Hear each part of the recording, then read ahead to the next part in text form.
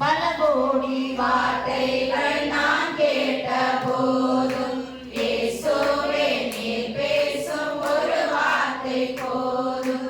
பல கோடி வார்த்தைகள் நான் கேட்ட போதும் இயேசுவே நீர் பேசும் ஒரு வார்த்தை போதும். ஓராயிரம் ஜீவன் உயிர் வாழுமே, ஓராயிரம் ஜீவன் உயிர் வாழுமே, உன் வார்த்தையில் உண்டே அற்புதமே, உன் வார்த்தையில் உண்டே அற்புதமே. கர்த்தராகிய இயேசுவின் நாமத்தில் அடிமைகளை வாழ்த்து வருகிறேன். இந்த நாளிலும் ரெண்டு செய்தி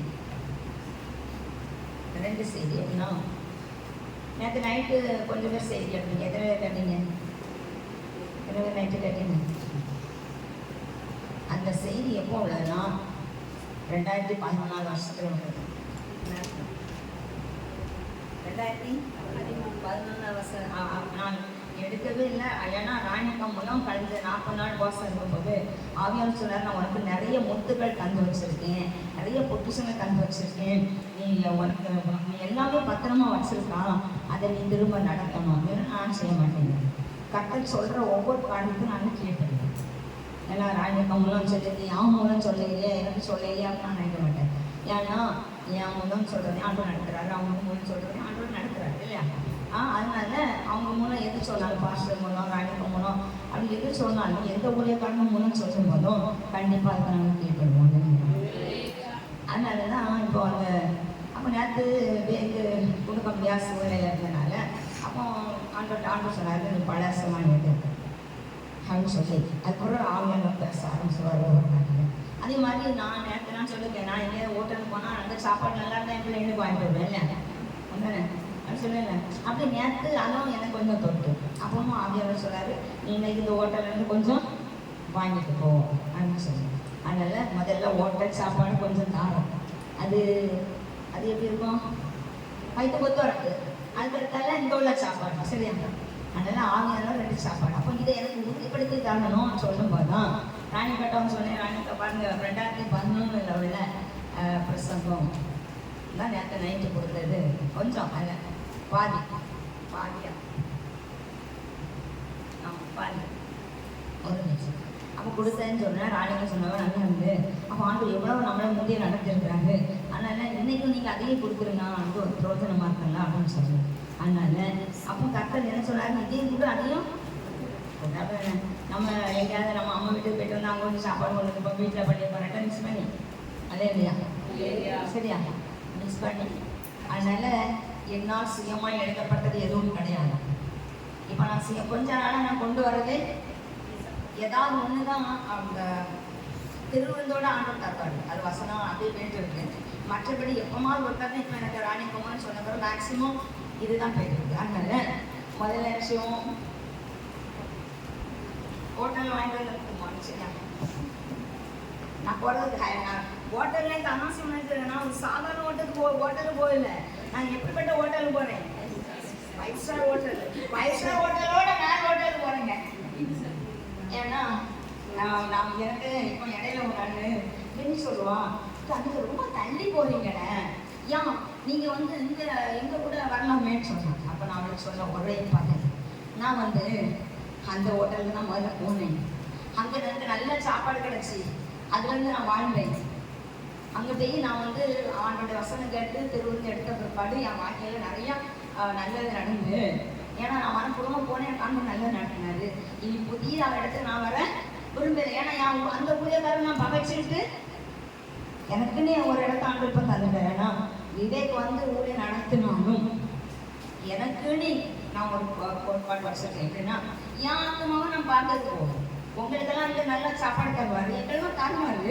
ஆனாலும் நான் எதில் சரியில்லைன்னு பார்க்கறது தான் போகும். டெம்பரேச்சர் பார்க்க போகும். எனக்கு டெம்பரேச்சர் எப்படி இருக்கு, ஹைல இருக்கா லோவில் இருக்கா, ஹைல இருக்கா லோவில் இருக்கான்னு பார்க்க போகும். அதனால ஆனால் நான் போகிற ஹோட்டல் சாதாரண ஹோட்டல் கிடையாது. அதனால் சாதா சாப்பாடுல நல்ல சாப்பாடு. அதனால தான் நான் வந்து யார் கேட்டாலும் சொல்லி அங்கே சப்தவங்க சொல்லுவாங்க, ஏன் அங்கேருந்து தண்ணி போகிறீங்க, இதில் பக்கத்தில் போனேன்.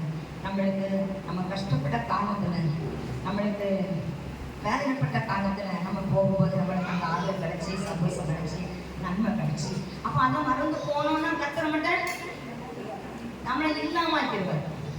சரியா, நம்மளுக்கு கிடைக்காம இருந்தால்தான் சரி, நான் போகிற ஹோட்டலில் சரியில்லை சாப்பாடு, அங்கே நல்ல ஆவிக்கிற வசனம் கிடைக்கல, எல்லா ஆசீர்வாதம் பாவத்திலிருந்து வெளியே வரக்கூடிய காரியம் கிடைக்கலன்னாக்கா வேற ஹோட்டல் போகணும். ஏன்னா வேதமே சொல்கிறது ஆவியானவர் கண்டித்து உணர்த்துவார். கண்டித்து உணர்த்த சபையில தான் ஆவியானவர் இருப்பார். 3 சர்டிஃபிகேட் சொல்லுவார், பார்த்துருக்கீங்களா? யார் சொல்லுவாங்க? கண்டித்து உணர்த்த சபைக்கு போங்க. ஆசீர்வாதம் சொன்னா ஆசீர்வாதம் கிடைக்குமா? கிடைக்காது. அப்போ என்ன, ஒரு டாக்டர்கிட்ட போகிறோம், அந்த டாக்டர் நோயை கரெக்டாக பார்த்து மருந்து தந்தாருன்னா அது என்ன சரியாகும். இல்லைன்னா சும்மா ஒரு மாத்திரை தந்து கால் போட்டுட்டே இருந்தாங்க, அது சரியாகுமா? ஆகும். அதனால முதல்ல பார்ப்போம்.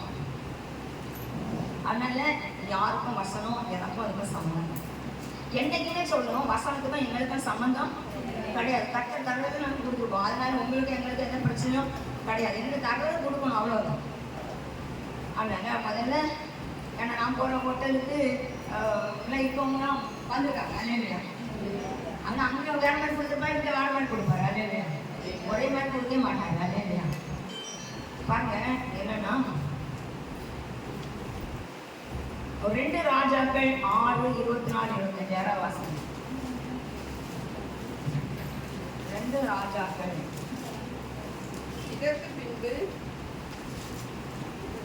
இதற்கு பின்பு சீரியாவின் ராஜாவாகிய பெனாதாத் தன் இராணுவத்தை எல்லாம் கூட்டிக் கொண்டு வந்து சமாரியாவை முற்றுகை போட்டான்.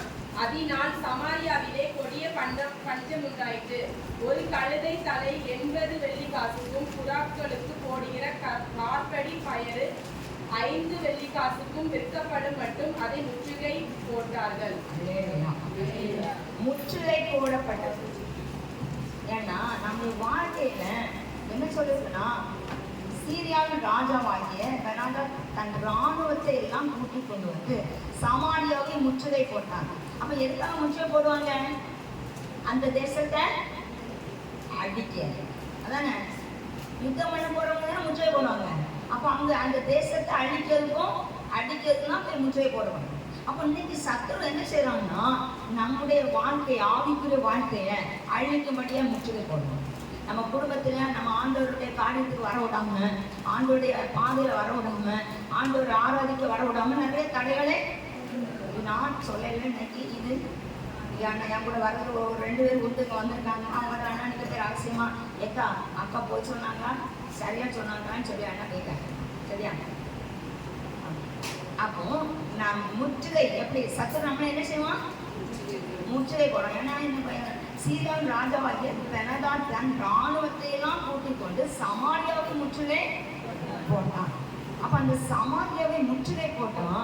அதுக்கு ஆண்டவர் சிலர் அனுமதி கொடுத்திருந்தாங்க. ஏன்னா முற்றுகை போடும்போது நம்முடைய வாழ்க்கையில நிறைய என்ன வரும்? அப்போ என்னை யாராவது பழிவாங்கன்னு நினைக்கிறாங்க. அப்ப என்ன செய்வாங்க? ஏதாவது ஒரு காரியம் எனக்கு விரோதமா செய்வாங்க. அப்படிதானே? சத்துரால் தான் நம்மளோட வாழ்க்கையில் எல்லாருக்கும் வாழ்க்கையிலும் செய்துட்டே இருப்பான். எப்படியாவது நம்ம ஆண்டோட வாழ்க்கையில முன்னேறக்கூடாது. ஏன்னா தாவீதை பாருங்க, தாவீது வந்து நிச்சயம் எப்போ வரணும்னாக்கி பிரச்சனை வரும்போது தான் வரும். 2 ராஜாக்களுக்கும் தேசத்துக்கு இடையில பிரச்சனை இப்போ எப்படி நடக்குது? ஈரானுக்கும்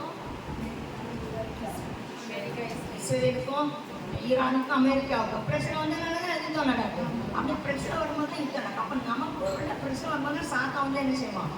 முற்றுகை போட வரும்.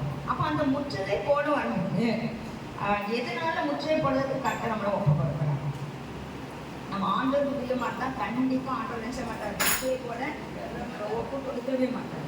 அப்போ முற்றுகை போடப்பட்டிருக்குன்னா பாருங்க, நம்மை சூழ்ந்திருக்கும் முற்றுகைகளை தேவன் உடைக்க வல்லவராக இருக்கிறார். அப்போ ஜெபிக்கிற இஸ்ரவேலுடைய முற்றுகை உடைக்கப்படும். அவன் உண்மையான ஜெபிக்கிறவனா இருக்கணும், உண்மையான இஸ்ரவேலா இருக்கணும், உண்மையான யாக்கோபா இருக்கணும். அந்த யாக்கோபு உண்மை உள்ளவன். அப்படிதானே? அந்த லாபான் வீட்டில் 10 நேரம் என்ன செய்யறாங்க? சம்பளத்தை மாற்றும் போதும் என்ன செய்யல? பொறுமையா இருந்தார் இல்ல? அந்த இடத்துல உண்மையா இருந்தார் யாக்கோபு. நான் ஒரே ஒரு தவறு செய்து போயிட்டேன் அப்படின்னு சொல்லி லாபான் வீட்டுல ஃபுல்லா உண்மை உள்ளவரா இருந்தார். அப்பதான் உண்மையுள்ள யாக்கோபு உண்மையானதானா அவர் போராடி ஜெபிக்கும் போது அவங்க செய்யணும். நம்முடைய வாழ்க்கையில உண்மை இருக்குமா? உண்மையான யாக்கோபா இருக்கணும், உண்மையான ஆண்டோரை நோக்கி பார்க்கணும்னா, உண்மையான பாவ வாழ்க்கையை விட்டு கர்த்தருக்காக நம்ம உண்மையா வாழ்ந்தோம்னா கண்டிப்பா கர்த்தர் நினைச்சுவாரு யாக்கோபு முற்றுகை உடைக்கிறார். அப்ப நம்முடைய முற்றுகை உடைக்க யாருக்கு முடியும்?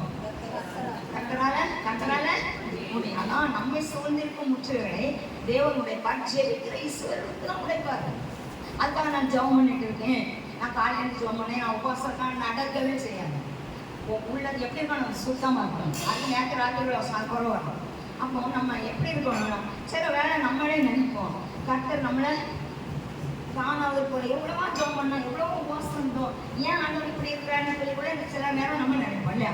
சிலர் பார்த்து நம்ம நினைப்போம், இவங்கெல்லாம் என்ன அநியாயம் செய்வாங்க, அப்போ இவங்களுக்கு ஒன்றும் நடக்கல, அப்போ நமக்கும் ஒன்றும் நடக்காது. நேற்று ஆராதனை பகுதியில் சொல்லப்பட்ட காரணம் ரொம்ப எனக்கு அது என் இதயத்தை தோற்று.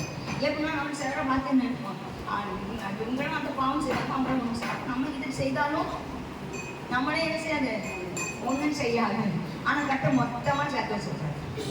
கர்த்தர் மொத்தமாக சில வேலை நம்ம நினைப்போம், இவங்கெல்லாம் இன்னும் சந்தோஷமா இருக்காங்க, நம்ம ஆண்டவர் பயந்து வந்து செய்வோம், நான் வேலை நினைச்சேன், அதுக்கு அழகாக மறுநாள் எனக்கு பயந்து வந்தாங்க.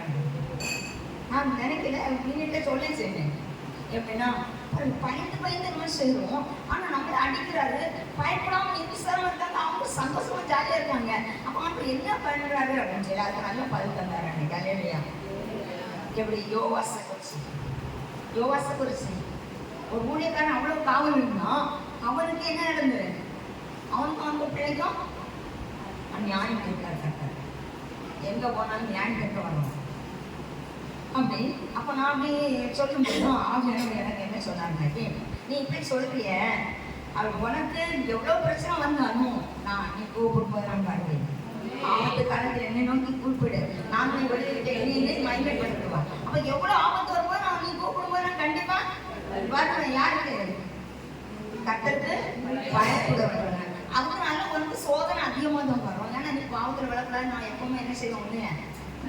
தட்டி எடுத்துட்டே இருப்பேன், அடியும் தட்டி எழுப்புவேன்.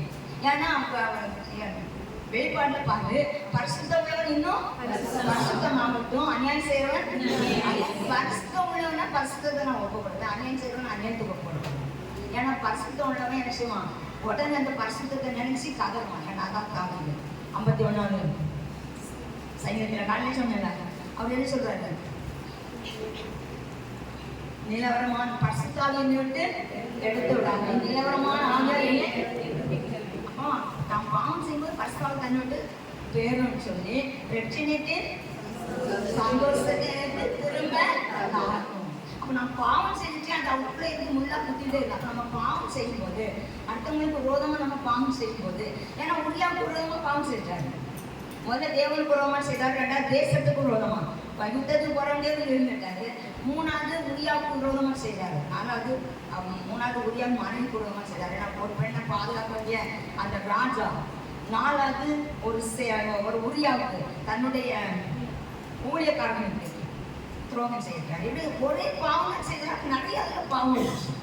நம்ம அப்படியே ஒரு பாவம் நினைப்போம், அதுல நிறைய பாவம் வரும். அதனாலதான் சொல்றாரு, என்ன சொல்றாரு, ரட்சணித்தின் சந்தோஷத்தை எனக்கு திரும்ப தரேன். அந்த பாவம் செய்திருந்தே நான் தான் சொல்லிட்டான், நீ தான் அந்த பாவத்தை செய்த நீ தான்.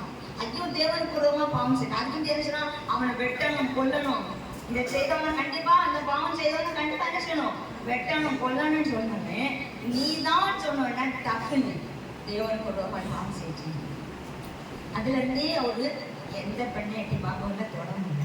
அவருக்குள்ள ஒரு மனசாட்சி துதிட்டே தேவனுக்கு விரோதமா பாவம் செஞ்சு அப்படி ஒரு மனசாட்சி நம்மளுக்கு இருக்கணும். அப்படி இருந்தாதான் வசனத்தை ஏற்றுக்கொள்ள முடியும். நாத்தான் சொல்லும் போது தாவீதாலே ஏற்றுக்கொள்ள முடிஞ்ச. அப்ப ஆண்டவனால அனுமதிதான் அந்த பாவத்துக்கு சொல்லுவாங்கம்மா, நான் ஏன் செஞ்சேன், நான் தப்பு செஞ்சேன் அப்படி உணரும் போது ஆண்டவர் வழியை கொண்டு வருவாரு. இல்லைன்னா அநியாயம் செய்யறேன்னு விட்டுட்டே இருப்பாரு, செய்துட்டே இரு, அப்பா வாடி நான் பார்த்துறேன் அப்படி. ஆனா பரிசுத்தோட இன்னும் அவங்க கொட்டிட்டே இருப்பாரு, பரிசுத்துல இருந்து அவளிடாத, பரிசுத்துல இருந்து விளைவிடாத. பாருங்க, ஒரு ஓட்ட பந்தயம் வைக்கும் போது ஒரு மாஸ்டர் நிற்பாரு, ஊக்குவிக்கிறது ஒரு மாஸ்டர் நிற்பாரு. அப்ப என்ன செய்ய, ஓடு ஓடு ஓடு அப்படின்னு சொல்லி என்ன செய்வாரு, ஊக்கப்படுத்திட்டு இருக்காரு. அதான் நம்மளே தேவை, பரிசுத்தத்தை நோக்கி ஓடு ஓடு. பாவம் செய்யும் போது என்ன ஊக்குவிப்பாரு. நம்ம பிள்ளை பாவம் செஞ்சா நம்ம ஓடு ஓடுன்னு சொல்லுவோமா, சொல்ல மாட்டோம். பாவம் செய்தாலே இடம் கொடுக்க மாட்டோம். இல்லையா? இப்படிதான் நம்முடைய வாழ்க்கையை காட்ட வசதிக்கிறார். ஆனால் பஞ்சம் உண்டாயிற்று. என்ன வந்து இந்த தேசத்துல பெரிய ஒரு பஞ்சம் வந்து இந்த முற்றுகை போட்டிருக்கேன். என்ன வந்ததுன்னா அதை பாருங்க, 26 இஸ்ரவேல் ராஜா அலங்கத்தின் மேல் நடந்து போதே ஒரு ஸ்திரீ அவனை பார்த்து கூப்பிட்டு, ராஜாவாகிய ஆண்டவனை ரட்சியும் என்றார். அதற்கு அவன் கர்த்தர் உன்னை ரட்சிக்காதிருந்தால் நான் எதிலிருந்து எடுத்து உன்னை ரட்சிக்கலாம். அப்ப ஆண்டவர் ரட்சிக்கலாம், எப்படி ரட்சிக்க முடியும்? ஒரு மனுஷன் ஆண்டவர் தான் ரட்சிக்க முடியும், ஊழியக்காரனை ரட்சிக்க முடியாது. நீங்க நினைக்க ஊழியக்காரன் நினைச்சாங்க தூக்கி பக்கத்துல வச்சிடலாம். ஒரு நாள் நினைக்காங்க, ஆட்கள் சொல்றாங்க, ஒரு நாள் நினைக்காங்க ஊழியக்காரன் தூக்கி வைக்க முடியாது. ஊழியக்காரன் நாங்கள் நிறைய பிரயாசப்படுவோம், கூப்பிடுவோம், வாங்கன்னு கூப்பிடுவோம். நீங்க வந்து எழுந்திருந்த ஆண்டவர் நாங்கள் ஊழியக்காரன் கூப்பிடுவோம், வரமாட்டாங்க. நீங்களா இருந்தாலும் நானா இருந்தாலும் சரி, அவங்க வர மாட்டோம். அப்போ அன்னைக்கு எப்படி வச்சுட்டு எங்க வரும்? அப்போ ஊழியக்காரனால வராது. நான் இப்போ யாரு இங்கே யாருக்காவது இப்போ யாராவது பிள்ளைங்க ரசிக்க விடாம இருக்காங்கன்னு சொல்லுங்க, அவங்க வீட்டில் வந்து நான் கூப்பிட்டாக்கி வருவாங்களா? வரமாட்டாங்க. அப்போ நான் எனக்கு வந்து சம்மந்தமே கிடையாது. அதனால இந்த ராஜன் சொல்றாரு, அப்படி எப்படி சொல்றாரு, அதற்கு அவன் கர்த்தர் உன்னை ரட்சிக்காதிருந்தார் நான் எதிலிருந்து எடுத்து உன்னை ரட்சிக்க முடியும். எப்படி நான் உன்னை ரட்சிக்க முடியும்? கர்த்தர் தான் ரட்சிப்பது. அப்போ கர்த்தர் தெரியும் நம்ம என்ன செய்தாலும். நம்ம வந்து இப்போ நான் வந்து உங்க இருதயத்துல பாவம் எங்களுக்கு கர்த்தர் சொல்லித்தான் தான் தெரியும், இல்லைன்னா எங்களுக்கு தெரியாது. ஆனா அவர் சகலத்தையும் பார்த்துட்டே இருக்காரு, அவரு தான் அதை ரட்சிப்பாங்க. உங்க இதயத்துக்குள்ள சிந்தனை சரியில்லாம உங்களுக்குள்ள போட்டி போறாம உங்களுக்கு ஆசீர்வாதம் கிடைக்காது. எல்லா ஆசீர்வாதமும் தடையாயிரும். கிடைக்கணும் ஆண்டு தடவை இருக்கிற கூட தடை பண்ணிடுவாரு. அதுதான் வாழ்க்கையில, அதுதான் உண்மை. அதனாலதான் அவர் சொல்றாரு, அதற்கு அவன் கட்ட உன்னை ரட்சிக்காதிருந்தால் நான் எதிலிருந்து உன்னை எடுத்து உன்னை ரட்சிக்கலாம். கழஞ்சத்தில் இருந்தா ஆளில் இருந்தா என்று சொல்லி. அவர் ராஜா பிள்ளை அவனை பார்த்து, உனக்கு என்ன வேண்டும் என்று கேட்டாங்க. அதற்காக இந்த ஸ்திரீ என்னை நோக்கி, உன் மகனை தா, அவனை இன்று தின்போம், நாளைக்கு என் மகனை தின்போம் என்றார். அப்படியே மகனை ஆக்கி தின்றோம். மறுநாளில் நான் இவளை நோக்கி, நான் உன் மகனை தின்ன அவனை தா என்றேன். அவள் தன் மகனை ஒழித்து வைத்துக் கொண்டார். பாருங்க, அந்த எப்படி பஞ்சம்னா மனுஷன் தின்ற அளவுல அந்த பஞ்சம் வந்துச்சு. அந்த சமாரியாவுல முற்றுகை போடும்போது அங்க என்ன பஞ்சம் வந்து, மனுஷன் இன்னைக்கு வா பிள்ளைக்கா, இன்னைக்கு நம்ம அதை சமைச்சுருக்கோம், நாளைக்கு என் பிள்ளைய சமைச்சுதுங்கன்னு சொல்லி இவன் ஒரு பிள்ளைய சமைச்சுதுங்கனாச்சு. அடுத்தவன் சென்ற பிள்ளைய எனக்கு 2 நாள் பசி இருக்காதுல என்னாச்சு. அப்ப அந்த ராஜா கிட்ட அதை தான் அவ போய் சொல்றான். அப்ப அந்த ராஜா கிட்ட நியாயம் கேட்கிறா. அப்படியே என் மகனை ஆக்கி தின்போம், மறுநாளிலே நான் இவளை நோக்கி, நான் உன் மகனை தின்ன அவனை தா என்றேன். அவள் தன் மகனை ஒழித்து வைத்தாள். அந்த ஸ்திரீ வார்த்தையை ராஜா கேட்ட உடனே அழகுக்கு மேல் நடந்து போகிறான். தன் வஸ்திரங்களை கிழித்துக் கொண்டார். அவன் உள்ளே தன் சதத்தின் மேல் ரெட்டு உடுத்திருக்கிறதை ஜனங்கள் கண்டார்கள். அப்ப பாருங்க, அந்த ராஜா ஒண்ணுமே என்ன செய்தாரு, நம்ம நினைப்போம் சிலரை பார்த்து இவங்களுக்கு என்ன அப்படின்னு நினைப்போம். ஒரு ஊழியக்கார ஊழியக்காரங்க இருக்கட்டு அவங்க உள்ளுக்குள்ள ரெட்டு உடுத்தவர்களா இருப்பாங்க. அவங்களுடைய சமூகத்துல ராஜாக்கள் அதானே நம்ம அன்பர் பேசுகிறாரு. ராஜாக்களாக லேவியராக உமக்கென ஆராதனை அப்படிதான் அதுல வருங்களா.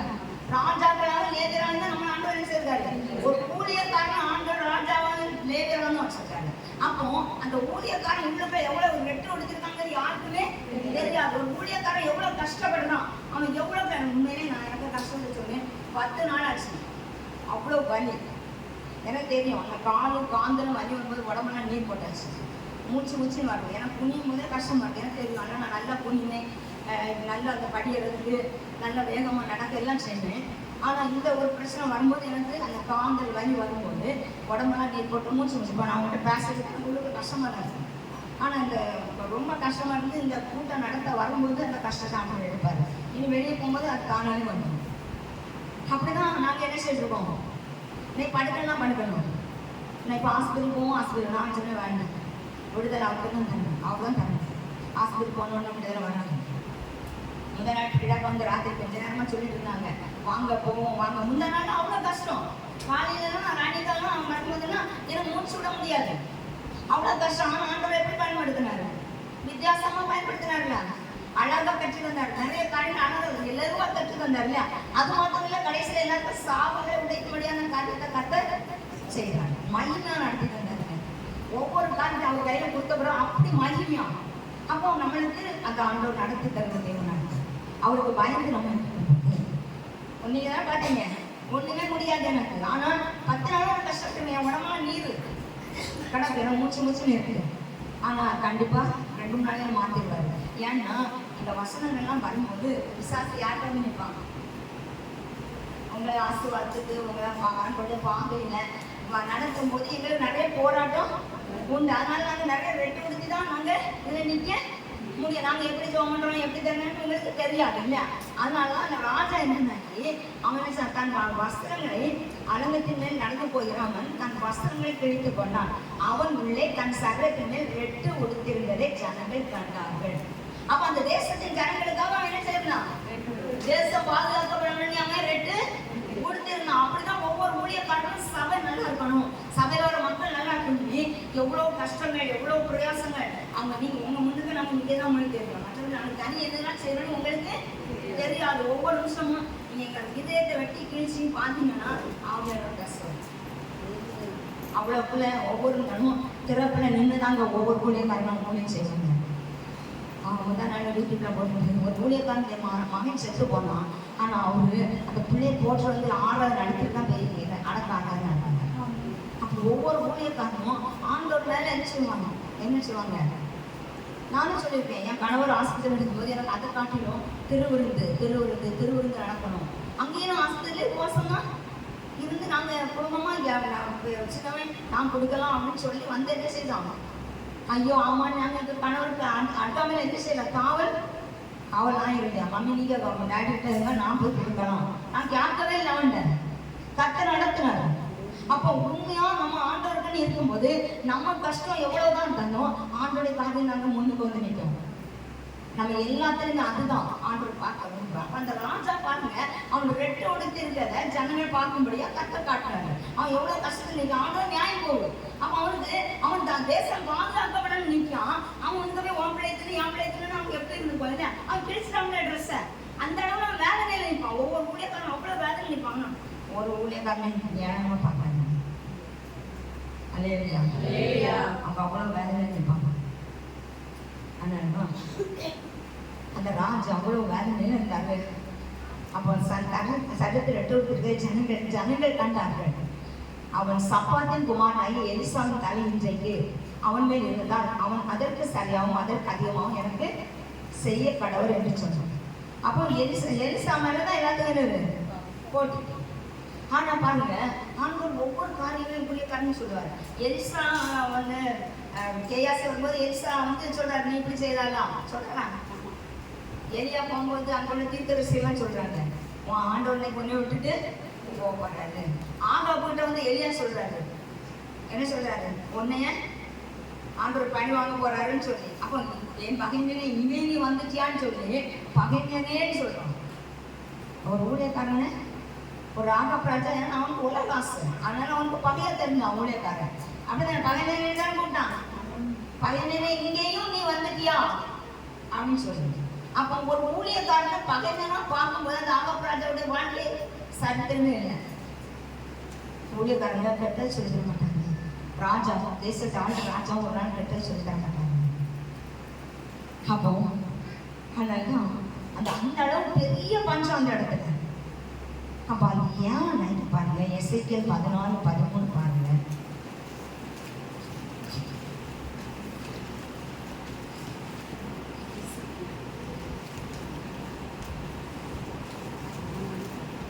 அங்க இப்படி பிரசங்கம் கிடையாது, அங்க கொஞ்சம் வித்தியாசம். ஆனா அப்படிதான். அப்போ எசேக்கியேல் 14:13. அப்போ அவனுக்கு ஏன் இந்த முற்றுகை போட அனுமதிச்சாரு, ஏன் இப்படிப்பட்ட பஞ்சத்துக்கு ஆண்டவர் அனுமதிச்சாருன்னா, மனுபுத்திரனே, ஒரு தேசம் எனக்கு விரோதமாய் துரோகம் பண்ணி கொண்டு இருந்து பாவம் செய்தால் நான் அதற்கு விரோதமாய் என் கையை நீட்டி அதில் அப்பம் என்னும் ஆதரவு போல முடித்து அதில் பஞ்சத்தை அனுப்பி மனுஷரையும் மிருகங்களையும் அதில் இராதபடி நாசம் பண்ணுவேன். அப்ப எவ்வளவு பெரிய காரணம் இல்லை.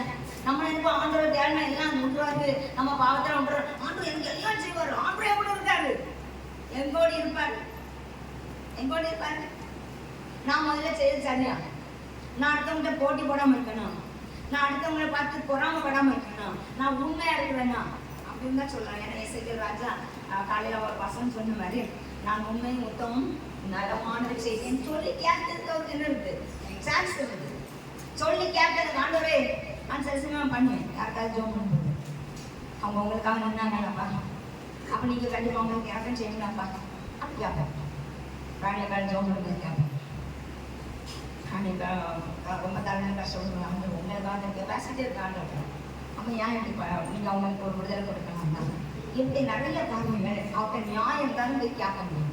ஆமாம் நான் வந்து உங்கள் பாதில் காலையில் இருக்கேன், நான் வந்து ஜோம் பண்ணிட்டே இருக்கேன்னா கேட்க முடியாது. அதை அவர் எதிர்பார்க்கிற உண்மை, அவர் எதிர்பார்க்கிற உத்தமம், அவர் எதிர்பார்க்கிறது அவருடைய பொறுப்பை உண்மையா செய்யணும். அதனால தான் இதில் அழகாக சொல்லப்பட்டிருக்கு, மனுபுத்திரனே, ஒரு தேசம் எனக்கு விரோதமாய் துரோகம் பண்ணி கொண்டே இருந்து பாவம் செய்தால் நான் அதற்கு விரோதமாக என் கையை நீட்டி அதன் அப்பம் என்னும் ஆதரவு போல முறித்து, நமக்கு இருக்க ஆதரவை முறிச்சுருவாங்க, அது மாதிரி முறித்து அதன் பஞ்சத்தை அனுப்பி மனுஷரையும் மிருகங்களையும் அதில் இராதபடி நாசம் பண்ணுவேன். நான் எவ்வளவுக்கு ஆளுங்க நினைச்சிருக்கேன். ஆண்டவருக்கு முன்னே நம்ம யாருமே நிற்க முடியாது. எவ்வளவுக்குள்ள அவருக்கு தாழ்ந்து பயந்து இருக்கமோ அவ்வளோதான். நம்ம பிள்ளைங்களுக்கும் சொல்லிக் கொடுக்கணும், பயப்படணும். ஆண்டவருக்கு பயப்பட பயம் இல்லை, நெஞ்சில் ஈரம் இல்லைன்னா, நெஞ்சில் பயம் இல்லைன்னா ஒன்றுமே கொஞ்ச நாள் போவோம், அதுக்கப்புறம் சரியா பிடிச்சி வாழ்க்கை இல்லாமல் ஆக்கிடுவாங்க. ஏன்னா இது நான் சொல்லல, இதில் சொல்லிதான் சொல்லலையா என்ன சொல்லுவாரு, பாவம் சார் நான் அதற்கு விரோதமாக கை நீட்டி அதை அப்பம் என்னும் ஆதரவு போல அப்போ ஒன்றும் சாப்பிட்றதுக்கு இல்லாம அது பஞ்சத்தை அனுப்பி மனுஷரை மிருகங்களை அதை இராதபடி அப்போ அழிச்சிருவேன்னு சொல்றாரு.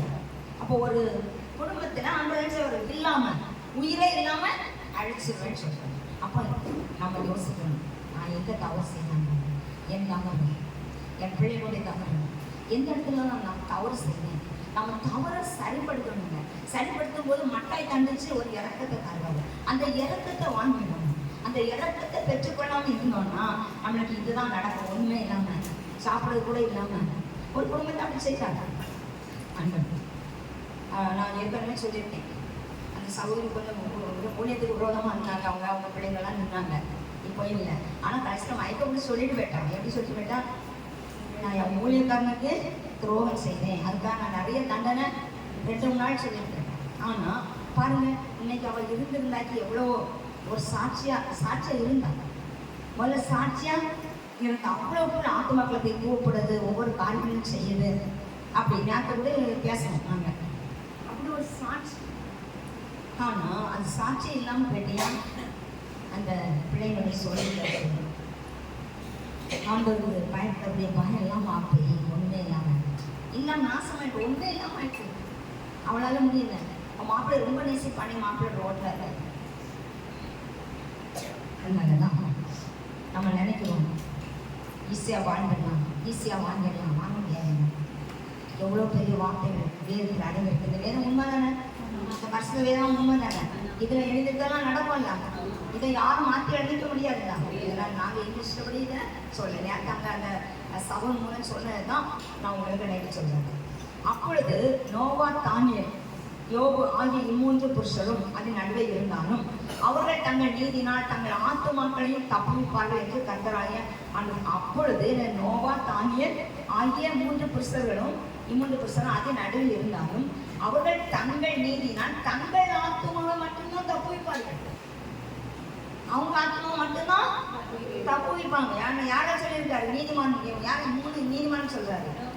நோவா, தானியேல், யோபு இம்மூன்று புருஷரும் அதன் நடுவில் இருந்தாங்க. இந்த பஞ்ச நடக்க இடத்துல இந்த ஆண்டோர் மிருகங்களையும் கொள்ளும் எல்லாரும் கொள்ளும் இந்த இடத்துல இங்க 3 இருந்தாங்க. இது 3 இருந்தாலும் எனக்கு யார் கொடுப்பாரு? அவங்களுக்கு மட்டும்தான் கொடுப்பானா? ஏன்னா நான் தேசத்தில் துஷ்ட மிருகங்களை அனுப்பேன். அமிருகங்கள் நிமித்தம் ஒருவர் அந்த வழியா நடக்கக்கூடாதபடி வெறுமை பாழாகும்போது அது நடக்க கூட எல்லாம் மாற்றுவாங்க. ஏன்னா ஆண்டவரை தவிர வேற யாருக்குமே இடம் கொடுப்போம். விக்கிரங்களுக்கு இடம் கொடுத்தோம்னா ஆண்டவர் இல்லாம மாற்றுவார். ஆண்டவர் கொடுப்பார். ஏன்னா விக்கிரம்ன்றது உலகத்துல விக்கிர ஆராதனைக்கு போறது ஒண்ணு. 2வது போலி ஆசை, அது அடுத்தது பதவி ஆசை. நான் தான் என்னன்னா எல்லாரும் நல்லவங்க சொல்றாங்க, என்னதான் எல்லாரும் அதிகணும். அது ரொம்ப பொல்லாது. ஏன்னா தன்னை தாழ்த்துகிறவன் உயர்த்தப்படுவார். மேட்டு மேலே கட்ட எதிர்த்து நிற்கிறார். அவரை எதிர்த்து நம்ம நிற்க முடியாது. அதனால அப்ப பாருங்க என்ன சொன்னா, தேசத்தில் துஷ்ட மிருகங்களை அனுப்ப அமிருகங்களை நிமித்தம் ஒருவர் அது வழியா நடக்கக்கூடாதபடி வருங்க. அப்போ ஆட்கள் நடக்காம என்ன செய்வாராம்? மிருகத்தை. அப்ப இங்க என்ன செய்வார்? மனித மிருகத்தை அனுப்பிடுவார். எந்த மனுஷர்களால் கண்டு பயந்து ஓடும்படியான காரியத்தை செய்வார். அன்னைக்கு இதெல்லாம் செய்திருக்காரு. 15 பாருங்க. நான் அந்த தேசத்தில்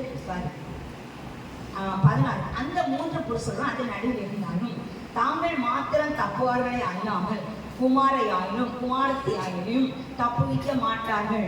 அப்போ நம்ம பிள்ளைங்களை நம்ம என்ன செய்ய முடியாது. அவங்க பிள்ளைங்க பேர் செய்ய பாவத்துக்கு அவங்க தான் அனுபவிக்கணும். நம்ம செய்ய பாவத்துக்கு அவங்க தான் அனுபவிக்கணும்.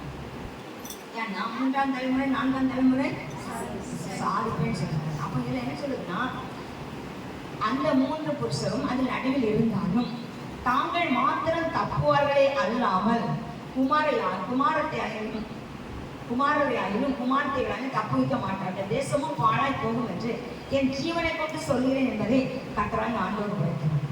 அப்படி ஜீவனை கொண்டு ஆண்டவர் சொல்றாங்க. வசனம் ஒரு நாள் பையன் அண்ணன் ஆண்டவர் பயந்து நம்ம என்ன செய்யணும்? தாழ்த்திடும். எவ்வளவு தாழ்த்தணும்? யார் என்ன சொன்னாங்க? எனக்கு ஆண்டவர் தான் முக்கியம், நான் ஆண்டவராக தான் இருப்பேன். என்னையே போங்க ஆண்டவர் உண்மையா இருக்கணும். வாயால இல்லை, உண்மையா ஆண்டவருக்காக நீங்க இருக்காங்கன்னா நம்மளால என்ன செய்ய முடியாது. ஒரு தடவை இருக்கவே முடியாதுங்க. ஆண்டோட என்ன ராணியக்கா தலைவலி, எவ்வளோ வலி, எவ்வளோ பிரச்சனை. எனக்கெல்லாம் அவ்வளோ ரெஸ்ட் எடுக்கணும்னு ஆசை. ஒவ்வொரு நாளும் பிரசனத்தை ராணியக்கிட்ட கொடுக்கலாம், பாஸ்டர்கிட்ட கொடுக்கலையா? எனக்கு தந்த பொருள் அதுதான் நம்மளுக்கு வரும். ஏன்னா எனக்கு துரோகம் பண்ணாங்க. என்ன விதத்துல துரோகம் பண்ண தெரியுமா? அவர் கிருபை தந்தாரா, அபிஷேகம் தந்தாரா, அதை நம்ம பாதுகாத்தோமா? அதுதான் அவர் தந்த பெரிய பொக்கிஷம். அந்த பெரிய பொக்கிஷத்தை நம்ம என்ன செய்யற? அதை அசட்டை பண்ணணும். அதனால்தான் 17 அல்லது நான் அந்த தேசத்தின் மேல் பட்டயத்தை வரப்பண்ணி பட்டயமே தேசத்தை உருவ போ என்று சொல்லி அதுள்ள மனுஷனின் மிருகங்களை நாசம் பண்ணும்போது அந்த 3 புருஷரும் அதன் நடுவில் இருந்தாலும் தாங்கள் மாத்திரம் தப்பவரை அல்லாமல் குமாரத்தையாயினும் குமாரத்தையாயும் தப்புவிக்க மாட்டார்கள் என்று என் ஜீவனை கொண்டு சொல்லி என்பதை கர்த்தர் ஆண்டவர் 2 இடத்துல இதை சொல்றாரு. என் ஜீவனை கொண்டு சொல்ல. அப்போ நம்ம பிள்ளைங்களை நம்மளால என்ன செய்ய முடியாது. ஆனா நம்ம ஆண்டவருக்கு பிரியமா மாறும் போது ஒரு தயவு தருவாரு. கண்டிப்பா அவர் ஒரு தயவு தருவாரு. நம்ம பாவம் செய்ய நம்ம வைராக்கியத்துல நம்ம ஒவ்வொருத்த மேல கசப்பு, வெறுப்பு, போட்டி, பொறாம வைக்க நம்மளுடைய ஆசீர்வாதத்தை நம்மள வாங்க விட மாட்டாரு. நம்மளுக்கு ஒரு ஆசீர்வாதம் வச்சிருக்க ஆசீர்வாதத்தை கூட நம்மளால என்ன செய்ய முடியாது, வாங்க வர முடியாது. அதே நினைச்சுக்கணும். நம்மளுக்கு தடையாம இருக்கு. அப்போ நம்ம எங்கேயோ நம்ம தொட்டி ஒழுங்கிட்டு இருக்கு. அந்த தொட்டி ஒழுவாங்க இருந்தா கண்டிப்பா கர்த்தர் நினைச்சுவாரு. அவர் ஆசீர்வாதத்தை அது நமக்கு தங்குவோம். அதனாலதான் இங்க என்ன சொல்லப்பட்டிருக்கு, அவங்க என்னால நினைச்ச முடியாது, தப்பு வைக்க முடியாது. ஆனால் திரும்ப 20 சொல்றாரு, நோவாவும் தானியேலும் யோபும் அதன் நடுவில் இருந்தாலும் அவர்கள் தங்கள் நீதியினால் தங்கள் ஆத்துமாக்களை மாத்திரம் என்ன செய்வாங்க, தப்பு பாடுறாங்க அல்லாமல் குமாரையாயும் குமாரத்தையாயும் தப்புக்க மாட்டார்கள் என்று என் ஜீவனை கொண்டு சொன்னேன் இருக்கின்ற கட்ட. எத்தனை இடத்துல சொல்றாரு? 3 இடத்துல. 3 இடத்துல. அப்ப அந்த அளவு ஆண்டவருக்கு நம்ம மேல என்ன இருக்கு? நீங்க அப்படி இருக்க மாட்டீங்க. உங்களுக்கெல்லாம் பணம் இருக்காது, போட்டி இருக்காது. நீங்க எல்லாரும் நல்ல பிள்ளையா தான் எல்லாரும் செய்வீங்க. அதனால உங்களை நான் சொல்றது இல்லை. ஆனா நான் சொல்லி தருவாங்க, இப்படியெல்லாம் நடந்தா இப்படி வரும், நம்ம நடந்தோம்னா இப்படிதான் வரும். ஏன்னா நம்ம ஒரு நாளைக்கு எனக்கு அதுவும் வசனம் எனக்கு தந்துட்டாரு, என்கிட்ட சொல்லு, நான் நேரத்தை சொன்னாரு, இதை நீ சொல்லு. உடனே ஆண்டவரே, நான் முந்தா நாள் தான் என்ன செய்வேன், நேத்தாவது அந்த நேற்று தான் நான் என்ன செய்வேன், குடும்ப ஆசீர்வாதம் கொடுக்கல, என்னத்தை கொடுத்தேன், சந்தோஷத்தையும் சமாதானமான வார்த்தைகளையும் கொடுக்க வச்சு இன்னைக்கு இதை கொடுக்க சொல்லியது. அப்போ எனக்கு என்ன வரும், அடிதான் வரும். அதுக்கு தான் சொன்னாரு, அடி வராமல் உன்னை பார்க்கணுன்னாக்கி நீங்க எசேக்கியேல் 33 பாருங்க.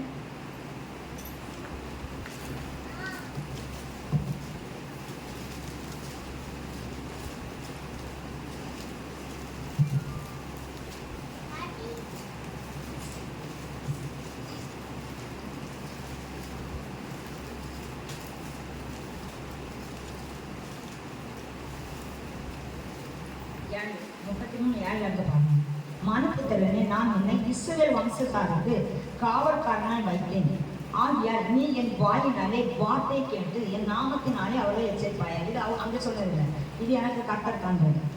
மனுப்புத்திறனே, நான் உன்னை இஸ்ரவேல் வம்சத்தாருக்கு காவல்காரனாய் வைத்தேன். ஆகியால் நீ என் வாயினாலே வார்த்தை கேட்டு என் நாமத்தினாலே அவர்களை எச்சரிப்பாயா. அப்ப நான் எச்சரிக்கணுமா, எச்சரிக்க கூடாதான்? அப்ப நான் எச்சரித்தா எங்களுக்கு கோவம் வருது, எனக்கு கோவமே வராதுன்னு சொல்லுவாங்க. கைக்கு நீங்க எச்சரித்து வசந்தமே கோவமே வராதுன்னு சொல்லுங்க. உண்மையா? ஓகே, கோவம் வராது. சரி, கோவம் வராதுன்னு சந்தோஷம். கோவம் வரணும் சிலர் கையை தூக்கி நல்லதுதான். ஏன்னா அப்போ அவங்களுக்குள்ள கோவம் இருக்கு. சரி, இனியாவது அவங்க இன்னைக்கு கேட்க வார்த்தையில திருந்துட்டு சரியா. ஏன்னா நம்ம ஆயிரம் சொல்லுங்க, எனக்கும் உங்க குடும்பத்துக்கும் என்ன கிடையாது, சம்மந்தம் கிடையாது. நான் உங்க பிள்ளைய கேட்டாலே என் பிள்ளை நீங்க நீங்க ஒரு 10 ஏக்கர் நிலம் வாங்குறதுல நான் வந்து கேஸ் போடுறேன். நான் வாங்கிக்க 100 ஏக்கர் நிலத்துல நான் 100 ஏக்கர் வாங்குவேன். ஏன்னா ஆண்டோருக்காக. அப்போ அதுல வந்து நீங்க வந்து என்ன செய்ய முடியாது, கேஸ் போடுறேன். அப்போ உங்களுக்கு எனக்கு என்ன பிரச்சனை இருக்கு? அப்ப ஏன் மேல வந்து ஏன் கை தூக்கல, அது உங்களுக்கு ஆண்டோர் பண்ண. சரி, கரெக்ட். அப்போ பாருங்க, நாமத்தினாலே அவர்களே எச்சரிப்பாரு. அப்ப நாங்க எச்சரிக்கலாம் என்ன செய்வாருன்னு பாருங்க. நான் துன்மார்க்கனை நோக்கி, துன்மார்க்கனை சாகவே சாவா என்று சொல்லுவேன். நீ துன்மார்க்கனை தன் துன்மார்க்கத்தில் இராதபடி எச்சரிக்கத்தக்கதாக அதை அவனுக்கு சொல்லாமல் போனான். அந்த துன்மார்க்கன் தன் அக்கிரமத்திலே சாவான், ஆனாலும் அவன் இரத்தப்படியை உன் கையிலே கேட்டேன். அப்போ உங்களுக்கு நான் இதை சொல்லலைன்னா இரத்தப்படி எங்க வரும்? என் மேலே என் குடும்பத்து மேலே அப்படி நான் வாங்கணுமா? முந்தி வாங்கினேன், ஐயோ பாவம் ஐயோன்னு சொல்லி அடியெல்லாம் வாங்கினேன். இப்போ வாங்க மாட்டேன். ஏன்னா நான் பாவம் செய்யாத என் பிள்ளைகளுக்கு எதுக்கு வாங்கி கொடுக்கணும் இல்லையா?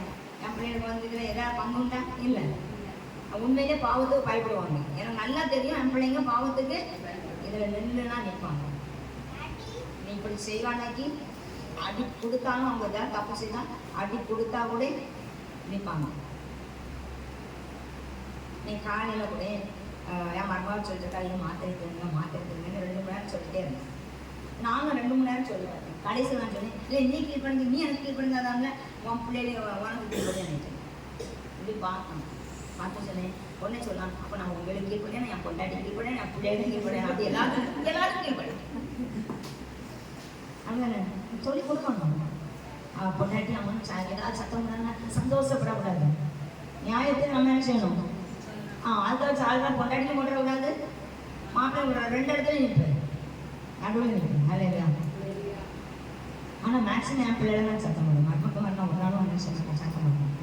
அவங்க என்ன செய்தாலும் அது அவங்க அம்மா மாட்டம் கடந்து அதுக்கப்புறம் அவங்ககிட்ட கணக்கு விடுவாங்க. என்னட்டு என் பிள்ளைகளுக்குள்ளவே கேட்பாங்க. அவங்க பிள்ளைன்னு சொல்லுவோம், பிள்ளைகளுக்குள்ள கணக்கு வாண்டவும் கேட்பாங்க, என்கிட்ட கேட்க மாட்டாங்க. அதனால அது என்ன சொல்லுது, துன்மார்க்க அவன் செத்தவனைக்கு அந்த பழி என்ன வரும்? நம்ம சொல்லி கொடுக்கலன்னாக்கி இப்போ சொல்லியிருந்தா சேனல் எனக்கு பழி வராது. அது மாதிரி துன்மார்க்கன் தன் வழியை விட்டு திரும்பபடி நீ அவனை எச்சரித்தும் அவன் தன் வழியை விட்டு திரும்பாமல் போனான். அவன் தன் அக்கிரமத்திலே சாவான், நீயோ உன் ஆத்துமாவை தப்பு வைப்பாய். அப்போ நம்ம ஆத்துமாவை நம்ம தப்பிச்சுக்கணும். அதனால போய் துன்மார்க்கிட்ட போய் எனக்கு ஒர்க்கா கேட்கணும், அதோட விட்டுறணும். அதுக்கப்புறம் நம்ம வீட்டை போய் நிற்க விடாது. அடுத்த நம்மகிட்ட எங்கே சட்டைக்கு வந்துடுவாங்க. இப்போ ஆன்லைன் தான் என்னை பற்றி ஓயாமல் அங்கே ஏதாவது ஒன்று நடந்திருக்கோம், நம்ம சந்தோஷத்தில் கேட்கணும்னு நினைப்போம். நம்ம அந்த சந்தோஷப்படுறது கிடையாது. நீ நம்ம இன்னைக்கு அழகை பார்த்து சந்தோஷப்பட்டா நாளைக்கு நம்ம வீட்டில் வந்துடும். என்றைக்குமே ஆளை பார்த்து யார் வீட்லேயாவது ஒரு பிரச்சனை நடக்கும், நம்ம என்ன சொல்கிற சந்தோஷப்படக்கூடாது. ஒருத்தங்களுக்கு சுகம் இல்லை அண்ணா அவங்க வீட்டில் ஏதாவது ஒரு பிரச்சனை அவமானம் வந்து நம்ம அதை பார்த்து சந்தோஷப்படக்கூடாது. கற்று எங்கே ஒன்று வச்சுருவாங்க, நம்மகிட்ட ஒன்று வச்சுருவாங்க. அதனால நம்மளுக்கு பயம் இருக்கணும். அந்த என் பிள்ளைங்களுக்கு வந்துடக்கூடாது, அவங்களும் அதுலேருந்து எழுப்பட்டு அவங்களுக்காக ஜோம் பண்ணிடணும். அவங்ககிட்ட போய் பேச போகக்கூடாது. பேசினா அவங்க கேட்க மாட்டாங்க.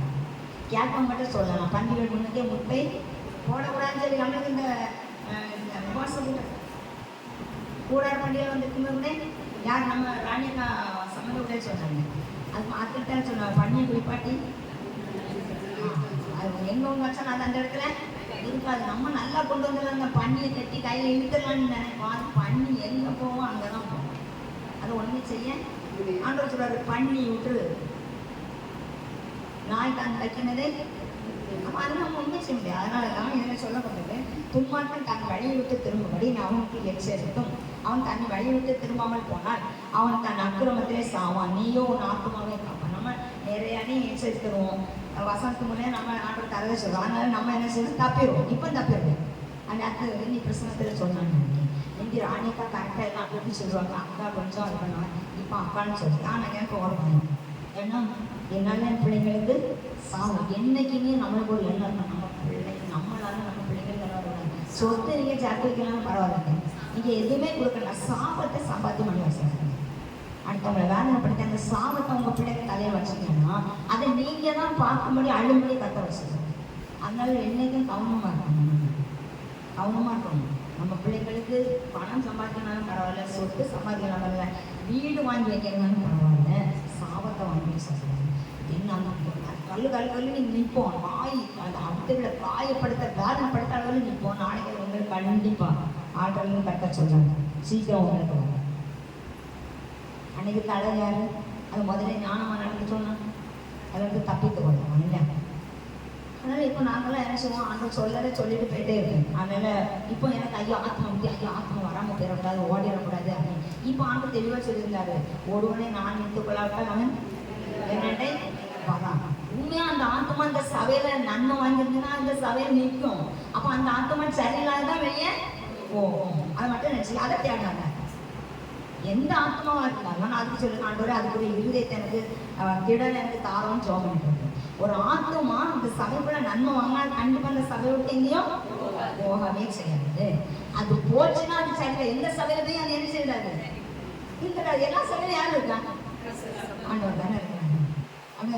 அதனால நம்முடைய ஆத்மாவை நம்ம எப்படி பாதுகாக்கணும். ஏன்னா சங்கீதம் 121 சொல்லப்பட்டிருக்கு, அவங்க எல்லா தீமைக்கும் விலைக்கு காப்பாடு, அவங்க வந்து ஆத்மாவே காப்பா. நம்மளை எல்லா தீமைக்கும் நம்மளை விலைக்கு பாதுகாத்து நம்மளுடைய ஆத்மாவே பாதுகாப்பாங்க. அப்போ அந்த ஆத்மா தான் பாதுகாக்கணும். அதனால அது அடுத்த 10 பாருங்க, மனுபுத்திரன் இஸ்ரவேல் வம்சக்காரை நோக்கி, எங்கள் துரோகங்களும் எங்கள் பாவங்களும் எங்கள் மேல் இருக்கிறது, நாங்கள் சோர்ந்து போகிறோம், நாங்கள் பிழைப்பது எப்படி என்று நீங்கள் சொல்லுவீர்கள். கர்த்தராகிய ஆண்டவர் உரைக்கிறது என்னவென்றால், நான் துன்மார்க்கனுடைய மரணத்தை விரும்பாமல் துன்மார்க்கன் தன் வழியை விட்டு திரும்ப பிழைப்பதே விரும்புகிறேன் என்று என் ஜீவனை கொண்டு சொல்கிறேன். இஸ்ரவேல் வம்சத்தார், உங்கள் பொல்லாத வழிகளை விட்டு திரும்புங்கள், நீங்கள் ஏன் சாக வேண்டும் என்று அவர்களோடு சொன்னார். அவ்வளோ கோவப்படுறாரு, இறக்கமா தர்றாரு. அப்போ நம்ம மனம் திரும்பணும். நம்ம மனம் திரும்பாத பட்சத்தில் ஒன்றுமே கிடைக்காதுங்க. ஒன்றுமே நம்ம மனம் திரும்பணும்னா கண்டிப்பாக நம்மளாம் நான் எப்படி இருந்தோம், பெரிய பாவையாக தான் இருந்தோம். நான் மனம் திரும்பினத எப்படின்னாக்கி நான் ரொம்ப ஸ்டைல் பண்ணுவேன், ரொம்ப அழகாக எப்பவும் பொட்டி அந்த நெட்டில் இருக்கணும். ராத்திரியும் அந்த பொட்டு கீழே வந்துடக்கூடாது, தடவை பார்ப்பேன். முடிக்க நேரமாக தடவை பார்ப்பேன். இதுக்கெல்லாம் நான் வாய்ப்பு தெரிஞ்சு எடுத்து வாய்ப்பேன். அப்போ ஒரு நாள் எனக்கு ஆவிக்குரிய ஆண்டோருக்குள்ள வரும்போது ஆவிக்குரிய வாழ்க்கையில் எனக்கு ஒரு பெரிய தாங்கம். நம்ம என்ன சொல்ல அந்த மனுஷன் பேசினார், நம்ம எப்படி பேசினாரு, நான் 3 நாளாக அமைதியாக இருந்துட்டு வந்தான். அப்போ ஒன்று ஆண்டு பயன்படுத்த போகிறாங்க. அப்போ அவர் கூட பேசணும், ஆண்டு என் கூட பேசணும் அப்படின்னு சொல்லி எனக்குள்ள ஒரு வெறி. அதனால நான் வந்து நம்ம அப்போ எங்கே போகலாம், எங்கேயாவது எனக்கு வாங்கணும் அப்படின்னு சொல்லி எனக்கு ஃப்ரெண்டு அவங்க மூலமாக தான் அப்போ ஆண்டவர்கிட்ட வந்துட்டேன். அவங்க மகன்கிட்ட சொன்னேன். அப்போ அவன் சொன்னான், ஆண்டி ஒரு இடம் இருக்குது, நான் கூட்டிகிட்டு போகிறேன். அங்கே போனேன்னா உங்களுக்கு நல்லா ஆகிய ஒரு பயங்கர தாகம். அது வந்து ஒன்று பண்ணிக்கணும் சொல்லி. ஆனால் நீங்கள் ஒன்று செய்யணும், என்ன செய்யணும், வெள்ளை சேலை கொடுக்கணும். அப்போ நம்ம வெள்ளை கொடுப்போமா? ஆனால் ஈஸ்டர் இந்த பெரிய வெள்ளிக்கிழமை எங்கள் மக்கள் என்ன செய்வாங்கன்னா உள்ள கட்டில் பூ போட்ட சேலை கொடுப்பாங்க. இல்லைன்னா வெள்ளையில் பூ போட்ட சேலை கொடுத்தது எப்படியும் வச்சுருக்கோம். ஆசை மக்கள் மேக்ஸிமம் வச்சுருப்பாங்க. அப்போ நான் நினைக்கிறேன், நாங்கள் புல் வெள்ளை கிடையாது, வெள்ளையில் லேசாக பச்சை பூ போட்டோம் கொடுத்துட்டு வரோம். சரி சரி போகும்போது தலையெல்லாம் அடிச்சாச்சு. எனக்கு ஒரு கூட்டம் கண்ணாடி போய் பார்க்கணும், இது எதுக்கு வெள்ளை சேலை கொடுக்கணும் கிடக்கிற, இது எதுக்கு அப்படி யாருக்கு ஆர்வம் பேசாங்க. அப்போ நான் சொன்னேன், இதை எடுத்தால் நான் நல்லா இருக்கேன், இந்த பொட்டை எடுத்தால் நான் நல்லாவே இருக்க மாட்டேன், அழகாக இருக்க மாட்டேன் அப்படின்னு சொல்லி ஒன்று நான் எனக்கு அந்த அவங்க சொல்கிறேன், நீ வந்து அதை எடுத்து நீ நல்லா இருப்பான், முந்தையோட அழகாக இருப்பான் அப்படின்னு சொல்லி. அப்போ அதை மனசு இல்லாமல் எடுத்து அந்த கண்ணாடியில் ஒட்டி வச்சேன். இந்த வெயிலுக்கு அந்த கண்ணாடி அது கடைசியில் பாபு பெயிண்ட் அடிக்கும்போது அதை எடுத்து தூர வைப்பாங்க பொட்டை. அதான் கண்ணாடி அப்படியே ஓட்டி வச்சுட்டு நான் ஆராத்தியா முகத்தை பார்த்து அசிங்கமாக இருக்குன்னு சொன்னால் நான் இதை வந்து எடுத்து வச்சிருவேன் அப்படின்னு சொல்லுவேன். ஆனால் அங்கே போன இடத்துல என்ன நடந்தது, நான் உள்ள காலை வந்து இமை பொழுது, அந்த வார்த்தை இன்னும் எனக்கு அந்த வசனம் வரப்போதான் இருக்கும். இமை பொழுது உன்னை கைவிட்ட எல்லாவற்றையும் இழந்து விட்டாய், ஒழுக்கமான இரக்கத்தோடு உன்னை சேர்த்துக் கொள்வேன். அழுகு அழுகு அழுகு எனக்கு தான் இன்னும் சொல்லி அந்த கூட்டம் முக்கியவரை ஒரே அழுகு நிறைய பேச ஆரம்பிச்சாரு. கத்தர் அழுகு வருது, இது எனக்கு தான், எனக்கு இது உனக்கு தான் நிறைய பேச அழுகு அழுக. அப்போ ஒவ்வொரு பாவத்தையாக வந்து 3 நாள் ஒரே அழுவார். அதுக்கப்புறம் அந்த பொட்டு பக்கமே போகவே இல்லை. ஆனால் அதுக்கு பிறகு நான் வந்து ப்ரேயர் போயிருக்கேன். அந்த வாரம் அந்த ப்ரேயரில் அவங்க என்ன பேசுகிறாரு, உனக்கு முன்னையோட நான் அழகை கூட்டி தருவேன். அளவில் நிற்பானாங்க, அது பெருசாக ரொம்ப பிரசன்னமான அவ்வளோதான். அப்போ நம்மளை யாரும் என்ன பண்ணுவேன், இது கருப்பாக இருக்குன்னு அப்படி இப்போ கருப்பாக இருந்தாலும் பைபிளுக்குள்ள வந்த பிறகு தான் அவன் கருப்பாக இருந்தாலும் இப்போ வெள்ளெல்லாம் நம்ம காலுக்கு கீழே. எங்கள் அம்மா சொல்லி எங்கள் அம்மாவை சண்டை போடும்போது எங்கள் அம்மா ஏதோ நீ கருணை வந்து என்னன்னு சொல்லிட்டாங்க. எங்கள் மான்னு சொன்னாங்கன்னா, உன் கருப்பு என் தலைமையில இருக்கு, உன் வெள்ளை என் முன்னா கருப்பு. நல்ல பழமொழிங்க, நல்லா சூப்பர். அப்படி இன்னைக்கு அந்த வசனத்தை கேட்ட பிறகு அதுக்கு கொஞ்சம் எங்கள் அம்மாட்ட உயரம் போய் சொல்லிட்டு போய்மா, இன்னைக்கு எவ்வளோ வெள்ளையா இருக்குது, என்ன இப்படி கருப்பா பெற்று படிச்சுங்களே அப்படின்னு சொல்லியிருக்கோம். அந்த வார்த்தை என்னைக்கு வேதத்தில் பார்க்கணுமா அன்னையிலேருந்து எங்கள் அம்மாட்ட ஒரு நாள் ஒன்று சொல்லுறது. அதுக்கப்புறம் மறுநாள் எங்கள் அம்மா வீட்டு போய் எங்கள் அம்மா சொல்லுவேன், நீ கொஞ்சம் கலர் ஆகிருக்கிறியோ. சூப்பர். அடுத்தால சவி அவங்க வீட்டுக்கு போயிரு. அவங்க மகா அப்போ திருச்சியில் படிச்சுட்டு இருந்தாங்க. படிச்சிருந்தவா வந்தவா ஆண்டி நீங்கள் முஸ்லீம் பொம்பளை மாதிரி சூப்பராக இருக்கீங்க பார்க்கறாங்க.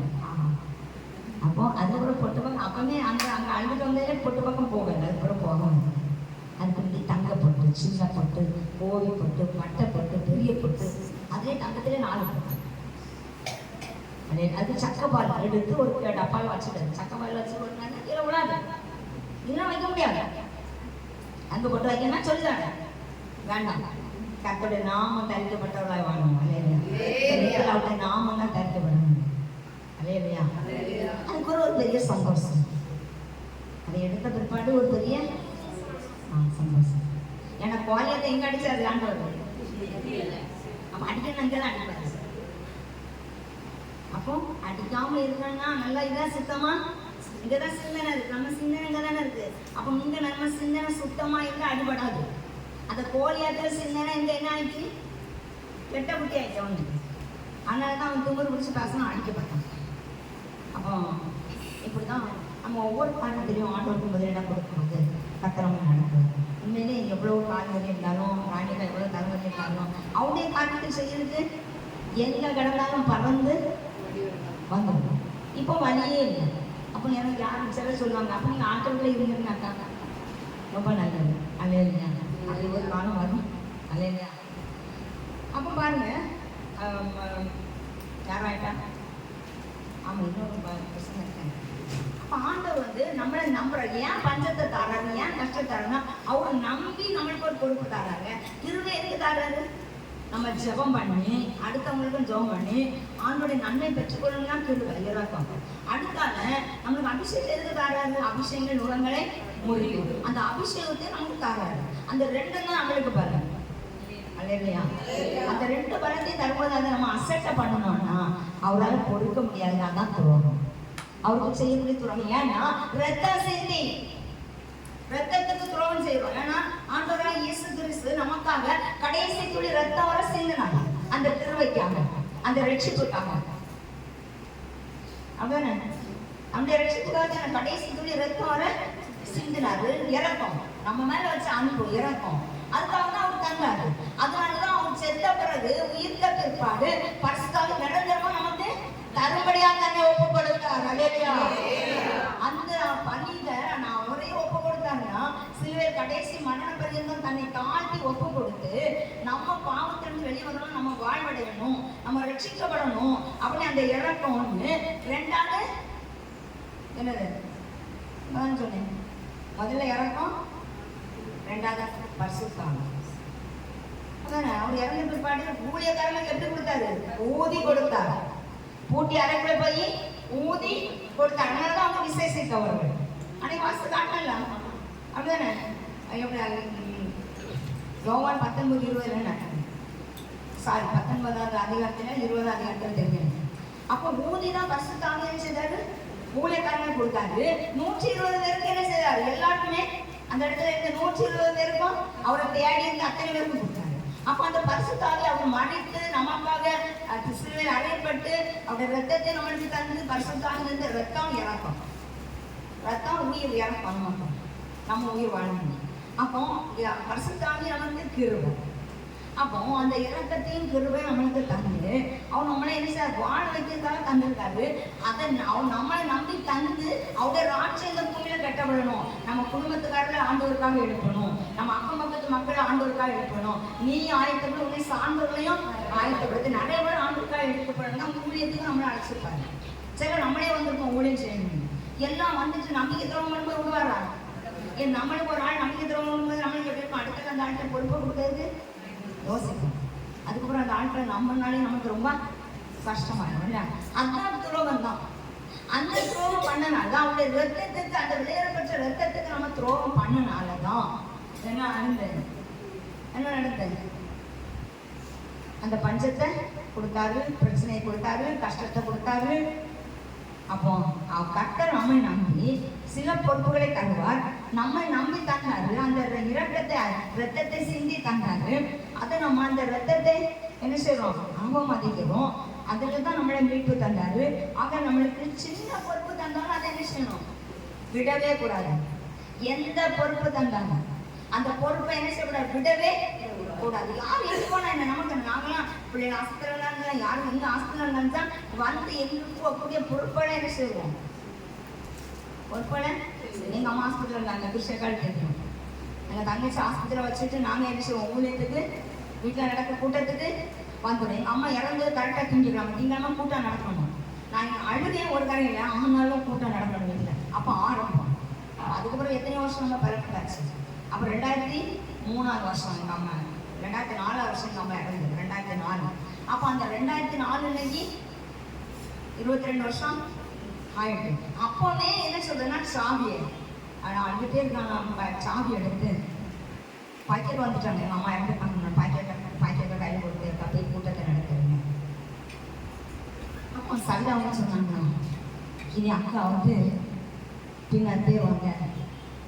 எப்படி ஊழியத்தை அக்கா என்ன செய்வாங்க? பின்தங்கி போயிடுவாங்க அப்படின்னு சொன்னா பாக்கியக்கா சொன்னாங்களா? இல்லை, இனி அவங்க மேல ஆண்டவருக்காக பயன்படுவாங்க. இதை காட்டிலும் அதிகமா பயன்படுவாங்க.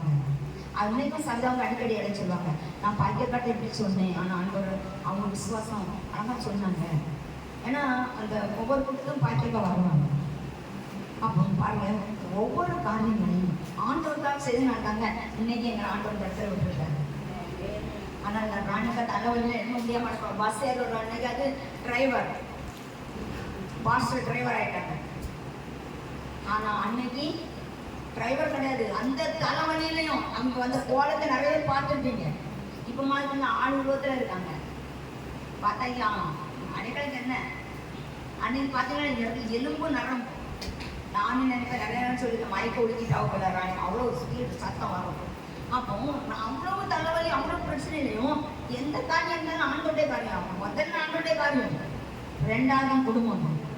அப்படி இருந்தனால தான் இன்னைக்கு கட்டுறேன்.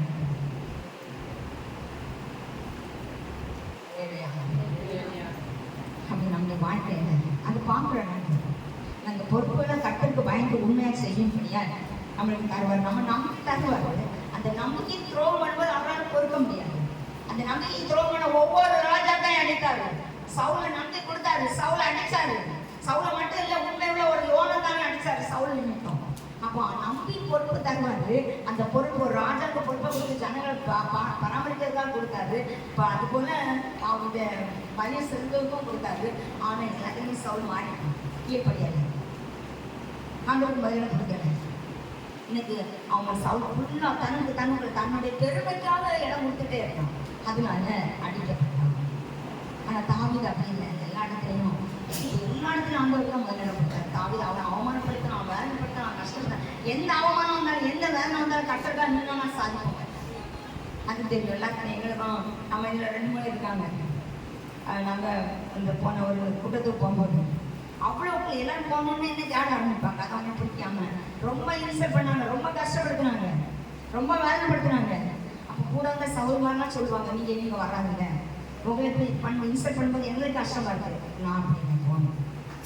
அந்த வீட்டில் இப்போ ஒரு பிரச்சனை வந்துருக்கும்போது கூட நாங்கள் எல்லாரும் போனோம். ஏன்னா அவங்க போல நம்ம வச்சுட்டு ஒரு விலையேற பெற்ற ஆசீர்வாதம் வச்சுட்டு, ஒரு விலையேற பெற்ற ஆசீர்வாதம் ஃப்ரெண்ட்ஷிப். அந்த ரெட்ஷிப்பை ஒரு நாள் இழந்து போகக்கூடாது. அந்த ரட்சிப்புக்காக நம்ம எல்லாத்தையும் இழக்கிறதுக்கு தயாராக பண்ணுங்க.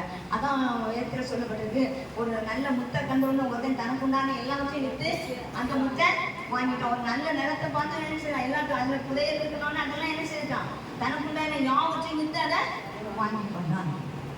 அப்படிதாங்க ஒரு பெரிய ஆசீர்வாதம், மிகப்பெரிய ஆசீர்வாதம். அதுதான். அதனாலதான் உண்மையா நம்ம ஆண்டவருக்கு செய்யும்போது நம்ம வீட்டில் நன்மை இல்லாமல் தேவ சமூகத்தில் பாவம் செய்யக்கூடாது. தேவ சத்தத்தை கேட்கிற இடத்துல பாவம் செய்யக்கூடாது. ஏன்னா அவர் அபிஷேகத்தை தந்திருக்காருன்னா, விருதை தந்திருக்காருன்னா, சமாதானத்தை தந்திருக்காருன்னா, அவர் நம்ம நம்பி தந்த பொறுப்பை செய்யணும். ஒவ்வொருக்கும் பொறுப்பு, குடும்பங்க பொறுப்பை தந்திருக்காரு இல்லையா? குடும்பத்தில் ஐயோ என் பிள்ளை அழகுபடுத்தி பார்க்கணும், என் பிள்ளை இப்படி தூக்கி வச்சு பார்க்கணும், அதற்குல ரட்சிப்பை பார்க்கணும். உங்கள் பிள்ளைகிட்ட வாழ்க்கையில் ரட்சிப்பை பார்க்கணும், உங்கள் குடும்பத்தில் ரட்சிப்பை பார்க்கணும். அது இருக்கா, உங்கள் பிள்ளைகிட்ட இருக்கா, உங்கள் கணவர்கிட்ட இருக்கா? நம்ம நினைப்போம், என் பிள்ளை அப்படி காவல் இருக்கணும், இப்படி காவல் இருக்கணும், அதை செய்யணும், இதை செய்யணும், என் பிள்ளைக்கு அதை வாங்கி செய்யணும், இதை வாங்கி செய்யணும். பிள்ளை மேலே கரெக்டான லெவலில் இருக்கா? அதை நம்ம கரெக்டாக கொண்டு வந்துருக்கோமா? அப்போ நம்மளுக்கு பொறுப்பாக தான். ஒரு குடும்பத்தை தந்திருக்காருன்னா அதனால பொறுப்பை கரெக்டாக செய்யிருக்கோமா? ஒரு ஊழியத்தை தந்திருக்காருன்னா ஊழியத்தை கேட்டு வாங்கி வந்தோமா, இல்லை தன்னாலே வந்தோமா, இல்லை அவருக்கு அழைக்க எதுலனாலும் உண்மையாக இருக்காங்க. அழைச்சாலும் உண்மையாக இருக்கணும், பொறுத்தனை பண்ணாலும் உண்மையாக இருக்கணும். எங்களெல்லாம் அழைக்க தான் செய்யறாங்க. நாங்கள் பொறுத்தனை பண்ணாங்க, சண்டை போடுவோம், ஏதாவது பிரச்சனை சண்டை போட மாட்டேங்க. இப்போ அவரையே கொடுமைப்படுத்துறாங்க, நம்ம ஏமாத்தாங்க. இப்போ அவங்க அவரையே என்ன செய்றாங்க, அவ்வளோ ஆசீர்வாதம் கொடுக்குறாரு, நம்ம ஒவ்வொரு வேதனை நேரத்துலலாம் தூக்கி விடுறாரு, அவரையே இன்சல்ட் பண்றாங்க. அவங்க நினைக்கிறது சபைக்குள்ள இருந்து அவமானப்படுத்திட்டு போகும்போது யார் அவமானப்படுத்துறோம்? கர்த்தராகிய இயேசு கிறிஸ்துவ. ஆனால் தான் நம்ம ஆண்டுடைய சமூகத்தில் பாவம் செய்யக்கூடாது. தேவ சமூகத்தில் கேட்கிற ஆண்டுடைய சத்தத்தை கேட்கிற இடம் இது பரிசுத்த பூமி, பரிசுத்தமான இடமா இருந்துச்சுன்னா ஆண்டு பிரசங்கம் பண்ண வைப்பாரு. அதனால பரிசுத்த ஆராதனையில உண்மையா கபடி இல்லாம ஆராதிக்கணும், அவருக்கு துரோகம் செய்யக்கூடாது. அதனாலதான் இஸ்ரவேலுக்கு விரோதமாய் கை நீட்டப்பட்டார். அது என்ன ஆயிடும், பெரிய கஷ்டமாயிடும். அதுல கழுதைக்கு தலை எவ்வளவு வேலை, நல்ல பாயிண்ட் அந்த போதனை காண்ட கொடுத்துருந்தாங்க. 80 வெள்ளி காசு. இந்த வருடம் 80வது வருஷம் சுதந்திரம் கிடைச்ச இந்த வருஷம் 80வது வருஷம். இந்த 80வது வருஷத்துலயாவது நம்ம இருந்தணும், ஆண்டோட சுதந்திரத்தை பெற்றுக்கொள்ளணும். தேசத்துல சுதந்திரம் சரி கிடையாது, ஆண்டோட சுதந்திரம். தன்னுடைய பிள்ளை ஆண்டோடைய பிள்ளைன்ற சுதந்திரத்தை நம்ம என்ன செய்யணும்? அவர் இதை சொல்லல, 80வது வருஷம் சுதந்திரம், அதை நம்ம என்ன செய்யணும்? அதை நம்ம அனுபவிக்கணும். ஆனா நம்ம அந்த அனுபவிக்கல. நம்ம ஆண்டோட பிள்ளையா என்ன செய்யணும்? ரட்சிப்புள்ள சுதந்திரத்தை நம்ம வாங்கணும். இந்த 80வது வருஷம் சுதந்திரம் கிடைச்ச 80வது வருஷம் இந்தியாவில் ஆராதிக்க கூடாதுன்னு சொல்லி எல்லாரும் என்ன செய்தாங்க? ஆராதிக்க விட மாட்டேன்னு சொல்லி என்ன செய்தாங்க? கிறிஸ்தவனை அழிக்கணும்னு நினைச்சாங்க. ஆனா ஆண்டவர் நினைச்சாரு 2 கிறிஸ்தவன் தான் சட்டசபையில கொண்டு வந்தாரு. அதானே இனி பாராளுமன்றத்துல ஜனதா கரப்பான் பிடிச்சு என்ன செய்யணும்? கண்டிப்பா எழுதணும். சட்ட மாற்றத்தை கொண்டு வரணும். நம்ம ஜெபம் பண்ணணும். நம்ம தூங்க கூடாது. நம்ம என்ன செய்யணும்? ஜெபம் பண்ணணும். அப்ப பாருங்க, அப்ப நம்மளுக்கு இந்த வாடம் முற்றில வராம நம்ம ஜெபிக்கணும். தேசத்துக்கு முற்றில வராம தேசத்துக்காக ஜெபிக்கணும். நம்முடைய குடும்பத்துக்கு முற்றில வராம ஜெபிக்கணும். ஏன்னா நம்ம குடும்பத்துல பஞ்சம் வராம கஷ்டம் வராம ஜெபிக்கணும். ஆண்டுடைய சமுத்திரம் உண்மையா இருக்கணும். தேசத்துல பஞ்சம் வராம தேசத்துல கஷ்டம் வராம அழிவு வராம என்ன செய்யணும்? யுத்தங்கள் வரப்போகும். இந்தியாவில் பயங்கரமான ஒரு யுத்தம் வரப்போகும். எழுதி வச்சிருக்கேன். ஆவியானவர் பற்றி சொல்றேன். பயங்கரமான ஒரு யுத்தம் வரப்போகுது இந்தியாவில். அப்போ எழுதி வச்சிருங்க. பயங்கரமான யுத்தம் அபிஷேக்கிறது ஆவியானவர் சொல்றான்னு சொல்லு. எனக்கு தெரியாது. அப்போ நம்ம முற்றுகை போடப்படாதபடி நம்ம பாதுகாக்கணும். அவருக்கு அந்த பொறுப்பை நம்ம எப்படி செய்யணும்? உண்மையா செய்யணும். உத்தமமா செய்யணும். யாரையும் பார்க்க கூடாது. எந்த மனுஷனையும் பார்க்க கூடாது. நான் முந்தா நாள் சனிக்கிழமை நைட்டு நம்ம யாருன்னா இருந்தா சாக்லேட் காட்டினாங்க, விஜயா காட்டினாங்க, நம்ம ஜோஸ்மின், ஐநேசி எல்லாரும் 2 முறை இருந்தாங்க. அப்போ என் மூத்த மகன் வந்து இருந்துட்டு சாக்லேட் காட்ட சொன்னா, நீங்கள் எங்கள் அம்மாவும் கீழே விட்டதே கிடையாது. கம்ப்ளைண்ட். எங்கள் அம்மாவை கீழே விட்டதே கிடையாது. எங்கள் அம்மா எப்பவும் மேலே தான் வந்து இருக்கிறாங்க. உடனே சாக்லேட்டா நாங்கள் இனி போகிற ஒரு வாரம் இருக்கலாம், நாங்கள் இனி மேலே வரைய விட மாட்டோம், கூட்டம் முடிஞ்சோடனே பிள்ளை கீழே அடிச்சு பற்றி விடுறோம் அப்படின்னு சொல்லி. எதுக்கு? ஆண்டு காரணம் நம்ம இருந்துங்க. நம்ம ஆண்டுக்கு முன்னாடி நம்ம பிள்ளைகளை ஆண்டு பாதுகாக்கணும். ஆசை அதை பார்த்தா போகிறோங்க. பிள்ளைகிட்ட போய் நின்று கதை விட்டுட்டு ஆண்டு காரியத்தை விட்டுட்டு இருந்தோம்னா எப்படி இருக்கும்? எப்படி இருக்கும்? அதுதான் நம்ம முக்கியம். பிள்ளைங்க சொல்லிட்டு போட்டு எதனாலும் சொல்லிட்டு போட்டோம். சொல்லுவோம் ஃபோன் அடிச்சா எடுக்க மாட்டீங்க, எப்போனாலும் ப்ரேயர்ன்னு சொல்கிறீங்க. அங்கே இருக்கும்போது சொல்லணும். இருக்கும்போதும் நம்ம ஆண்டவருக்கு நான் கண்டிப்பாக நம்ம ப்ரேயர் கற்றுட்டோம். நம்ம ஆண்டுடைய காரியத்தில் உண்மையாக இருந்தோம்னா, இப்போ நான் கூட ராணிக்காரன் பார்த்துருக்கேன், நான் போகிறேன்னு சொல்லி போட்டோம்னா ரொம்ப அத்தியாவசியமான காரியம்னா கண்டிப்பாக ஒரு சர்ச்சோட காரியம், ஒரு சர்ச்சில் ஏதாவது காரியம் பொருத்தனை செய்ய போகிறாங்கன்னா கண்டிப்பாக போகணும். ஒரு குடும்பத்துக்கு போகிறாங்கன்னா போக மாட்டேன். ஏன்னா குடும்பம் நம்மளை கொண்டு வராங்க. எத்தனையோ குடும்பம் நம்மளெல்லாம் எவ்வளோ அவமானமாக பேசுகிற குடும்பங்கள் தானே. இல்லை நாளைக்கு பேசாமல் இருப்பாங்களா? இன்னைக்கு நம்மளை எவ்வளோ ஒரு காலம் நம்மளை எவ்வளோ அவமானமாக பேசுனாங்க இல்லையா? இன்னைக்கு நம்மளுக்கு கொஞ்சம் வயசாகணும்னா குடும்பம் என்ன செய்யணும்? நம்மளை அன்றா அவங்களேனா ஊன்னு சொல்லி சொல்லுவாங்க. ஆனால் அந்த குடும்பம் வந்து நம்மளுக்கு நிற்க போகிறது இல்லை. அன்னைக்கும் கர்த்தர் தான் நம்ம கூட நிற்கிறாரு, இன்னைக்கும் கர்த்தர் தான் நம்ம கூட நிற்பாரு, நாளைக்கும் கர்த்தர் தான் நம்ம கூட நிற்பாரு. அவர் நடக்கும் பாதையில் நடக்கணும். நாம் நடக்கும் பாதைகளை காட்டுவார்.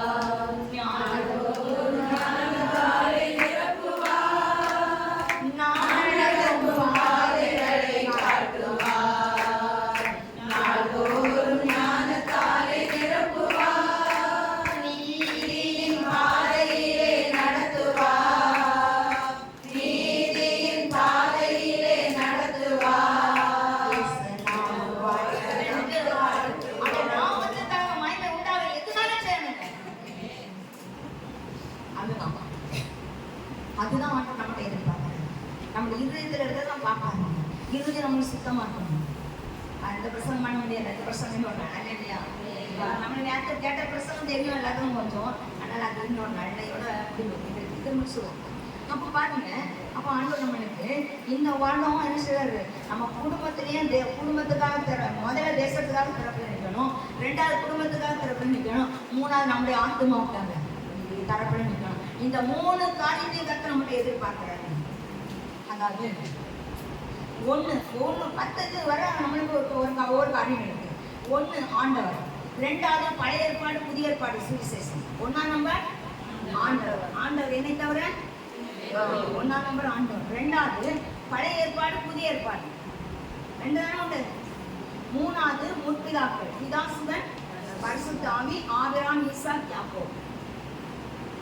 4வது மத்தேயு மார்க்கு சுவிசேஷம், மத்தேயு, மார்க்கு, லூக்கா, யோவான். 4ஆம் சுவிசேஷம். 5வது ஆண்டோடைய 5 காயங்கள். 6வது தற்சாட்சி. முந்தைய திராட்சை ரசத்தை பார்க்கிலும் புதிய திராட்சை ரசம் சுவை மிகுந்ததாயிருக்கிறது. 7வது ரட்சிப்பு, ஞானஸ்நானம். ஒரு 7 காரியங்கள் உண்டு. ஜெபிப்பது, பரிசுத்தம், வேதம் வாசித்தல், ரட்சிப்பு, ஞானஸ்நானம், அப்படி ஒரு 7 காரியங்கள் நம்மளுக்கு வரும். அந்த 8 விண்ணப்பங்கள், 9 ஆவின் கன்னிகள், 10 கன்னிகைகள். 10 கன்னிகள் 5 பேர் தான் இங்கே போனாங்க. இது 10க்கும் ஆண்டவருக்கு வந்தது. அப்போ 80 என்றால் சமாதானம். 80 என்றால் அப்போ நம்ம தேசத்துல இந்த வருஷம் சமாதானத்தை தரும்படியா கர்த்தர் நல்ல ஒரு ஆட்சி கர்த்தர் செய்ய வைக்கணும். அப்போ நம்ம குடும்பத்துல நம்ம ஆண்டவர் தேசத்துக்காக இந்த இடத்துல நிற்கணும். தேசத்துக்கு கூடுதலுக்கு ஒருத்தன் என்ன செய்யாங்க, ராணியத்துக்காக இருப்பாரு. தேசம் இது இன்னைக்குள்ள காரணம். தேசத்துக்காக என்ன சொல்ல, ஒரு நாளும் துரோகம் பண்ணக்கூடாது. தேசத்தினால தேசத்துக்கு ஜெபம் பண்ணணும். 2வது நம்ம குடும்பத்துக்காக ஆண்டவர் ரட்சிப்புக்காக. 3வது ஆமா, இதுல ரொம்ப கவனமா இதுதான் கட்ட நம்மளுக்கு இந்த நாட்கள்லாம் கற்றுட்டு வந்திருக்காரு. அப்போ எப்படி பிரியாணி நல்லா இருந்தா, வெளி ஹோட்டல் பிரியாணி நல்லா இருந்தா, பாதி இங்க மிஸ் புள்ளி கூட்டலாம் இங்க பிரியாணி அங்க உள்ளது. இடையில டிஷ் எல்லாம் கூட்டெல்லாம் அங்க உள்ளது. கூட்டு ஒரு சில அதெல்லாம் அங்க உள்ளது. அவ என்னது பிரியாணி மட்டும் அங்க உள்ளது. பிரியாணி சூப்பரா இருந்தா, பிரியாணி சூப்பரா இருந்தா கூட்டு டேஸ்டா இருக்கும். பிரியாணி நல்லா கூட்டு நல்லா இருந்தா டேஸ்ட் தெரியாது. அதே அப்ப இந்த நாட்கள்ல கர்த்தர் நம்மகிட்ட எதிர்பார்க்கணும். நம்ம தந்த பொறுப்பு குடும்பத்தை ஆண்டவர்களை கொண்ட பொறுப்பு நம்ம ஊழியத்துக்கு ஒப்பு கொடுத்திருந்தாலோ இல்ல ஆண்டவர் அழைத்திருந்தாலோ, எனக்கு காலம் சரியில்லைன்னு எல்லாம் இன்னும் இருக்காங்க சொல்லக்கூடாது, சொல்ல மாட்டாங்க, வரப்போறாங்க இல்லையா? இனி யாரு நான் வரப்போறாங்க கால வழியே வராங்க. இல்ல ஆண்டவர்னு சொல்ல வைக்கிறா கண்டிப்பா செய்வாங்க. இந்த ஓடி வந்து கால் வழியும் இல்லை, கை வழியும் இல்லை, எல்லாம் எப்படி இருந்து மணவாளன் கர்த்தர் இயேசு வருகின்றாரே, மணவாட்டி சந்திக்க ஆயத்தந்தானா, மணவாளன் கர்த்தர் இயேசு வருகின்றாரே, மணவாட்டி சந்திக்க ஆயத்தந்தானா.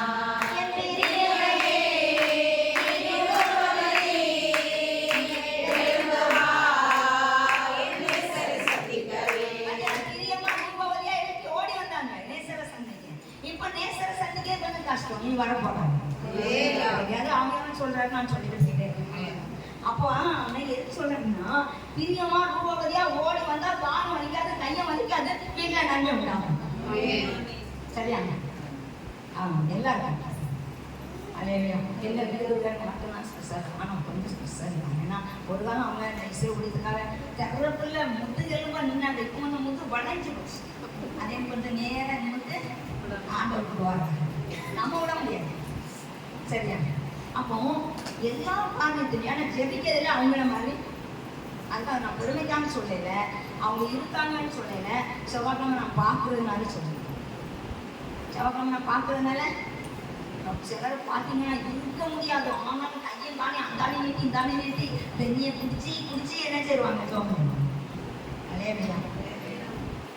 அதனால உங்களுக்கு அந்த பொறுப்பை அந்த குடும்பத்தில் இருக்காரு, அந்த குடும்பம் கரெக்டாக இருக்கான்னு கவனமாக இருப்பாங்க. சாப்பிட்டு ஏற்றுக்கணுங்க அலையா. அவங்க உங்களை விட்டு அதனால சத்துருக்கு இடம் கொடுத்து இந்த 80ஆவது வருஷத்தை இழந்து போகும். தேசத்துக்கு வந்திருக்க குடும்பங்களுக்காக நீயும் ஆயத்தோடு உன்னை சார்ந்தவங்களை ஆயத்தப்படுத்துங்க. அடுத்தாங்க உங்க ஆத்மாவை இழந்துடாது. நம்ம ஆயத்தப்படுத்தும் போது நம்ம ஆத்மாவை யார் எடுப்பாங்க? உன் வீட்டாரே வந்து சத்துரு அழகா சொல்லி தருவாங்க. வீட்டார் ரெட்டிக்கொள்ளனா அவங்க சத்துரு தான். அவங்ககிட்ட சொல்ல நமக்கு யாருன்னு அவசியமே கிடையாது. நீங்க அதையும் போய் சொல்லாம ராணா எப்படி சொல்லுதுன்னா பரவாயில்ல வரட்டு நான் பார்த்து சொல்லுங்க. யார் வந்தாலும் நான் பார்த்து சொல்லுவேன். ஏன் உன் குடும்பத்துக்கு இதை செய்தாரா இப்படி செய்தாரா இனி பதில் சொல்லுங்க. உங்க பிள்ளைகள் வந்து கேட்டாலும் சொல்லுவேன். உங்க கணவர் வந்தாலும் அண்ணன் எங்களை இருங்க பொறுமையா இருங்க. உங்க குடும்பத்துக்கு இதெல்லாம் செய்தாரா, உங்க குடும்பத்துல இதெல்லாம் நடந்தா கூப்பிட்டு கேளுங்க.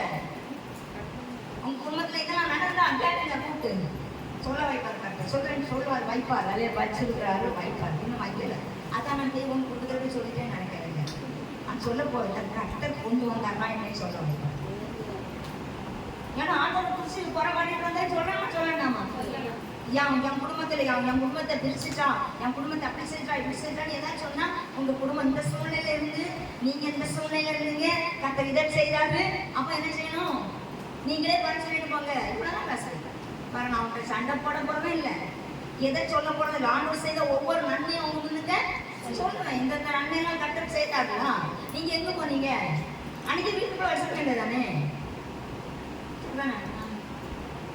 ஆண்டவர் நம்பி வந்த நம்மளை ஒரு நாள் அவர் என்ன செய்யறாரு விடையில அண்ணன் நீங்க விட்டுறாரு அவர் விடையில அவன் நீங்க விட்டுறாரு நீங்க விட்டு அவரும் விட்டுருவாரு ஏன்னா வேதம் தெளிவா சொல்லு நீ என்னை மறந்தால் நான் மறந்தேன் நீ வேதத்தை மறந்தா நான் உன் பிள்ளைகளையும் மறப்பேன்னு சொல்லிருக்காரு அப்படிதான் அதனால ஆண்டோடைய வசனத்துக்கு கீழ்படிங்க அவர் நம்மளை எப்படி பெரிய காரியங்களை நம்ம வாழ்க்கையில் செய்ய புரிஞ்சுதான் நம்மளுக்கு ஒரு எல்லாருக்குமே ஆண்டவர் அழைப்பு தந்திருக்காங்க குடும்ப பாதையில் ஊழியத்து காரியத்தில் எல்லாத்துக்குமே அவங்க நம்மளுக்கு அவங்க அபிஷேகத்தை தந்தாரு அவங்க செடிக்கு நம்மளை பழக்கினாரு நம்ம வாசிக்க நம்மளை பழக்கினாரு நல்ல காரணம் கட்ட நம்மளை பழக்கினாரு ஆனால் நம்ம அவங்களுக்காக என்ன செய்யணும் சிந்திப்போம் செயல்படுவோம் அதனால் ஒருபோதும் என்ன செய்கிறாங்க ஆண்டவருக்கு விரோதமாக நின்று நன்மைகளை இழந்து போகாதுங்க அதனால் கத்தர் ஒப்பு கொடுப்போம் அங்கே 3 வாரம் சிரமம் சோத்திரம் பார்ப்போம் துதிக்கிற பார்ப்போம் இல்லை நாங்கள் நீர் தந்த பொறுப்புகளை நாங்கள் உண்மையாய் அணிந்து மக்கள் செய்யப்படுவோம் நீதிகளை நாமும் தந்த ஒவ்வொரு காலத்திலும் நாங்கள் உண்மை உணர்வாக இருக்க என் தேவனாய் கட்டங்கள் அனைத்து